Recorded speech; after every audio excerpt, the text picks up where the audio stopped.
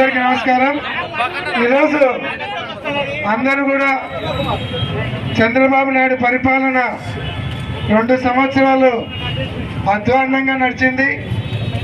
Red book రాజ్యాంగం తప్ప ఎక్కడ కూడా అభివృద్ధి కార్యక్రమాలు లేవు.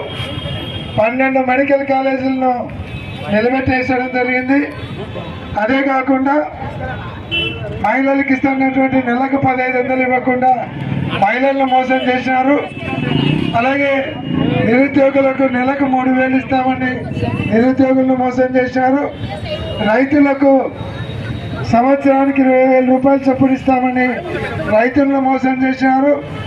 కాబట్టి ఈరోజు వీళ్ళే కాకుండా ఎస్సీ, ఎస్టీ, మైనార్టీ, బీసీలకు 50 సంవత్సరాలు దాటితే ఒక్కొక్కరికి 4,000 పింఛన్ ఇస్తానని వాళ్ళను వెన్నుపోటు మరి ఏదైతే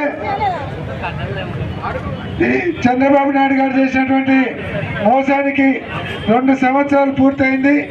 రాబోయే 3 సంవత్సరాలలో ఏదైతే హామీలు ఇచ్చారో ఆ హామీలన్నీ కూడా నెరవేర్చేలాగా ఒత్తిడి తీసుకొని రావాలని, వాళ్ళు చేసేటువంటి మోసాన్ని వాళ్లకు గుర్తు చేస్తూ ప్రజలకు కూడా తెలియజేయాలని ఈ కార్యక్రమం జగన్మోహన్ రెడ్డి గారి ఆదేశానుసారం ఈ కార్యక్రమం చేయడం జరిగింది.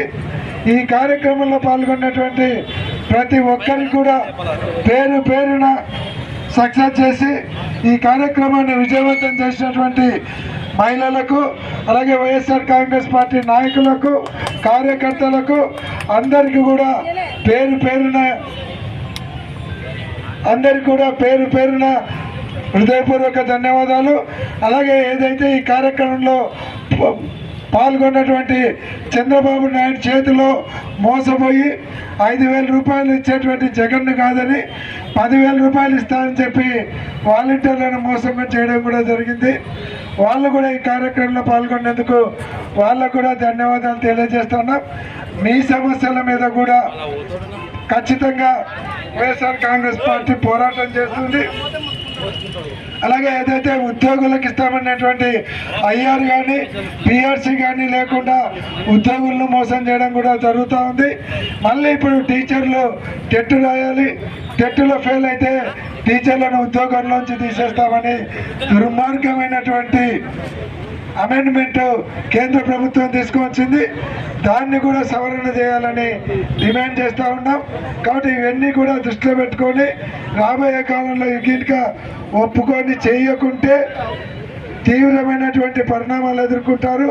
ఉద్యమాన్ని ఇంకా తీవ్ర రూపంలో ప్రజలందరినీ కూడా సమకూర్చుకొని ముందరికి పోతామని తెలియజేస్తూ ప్రతి కార్యక్రమంలో పాల్గొన్నటువంటి ప్రతి ఒక్కరికి కూడా కార్పొరేటర్లు అయితేనేమి, మిగతా క్యాడర్కి అయితేనేమి అందరికి కూడా పేరు పేరున ధన్యవాదాలు తెలియజేస్తూ ఉన్నాను.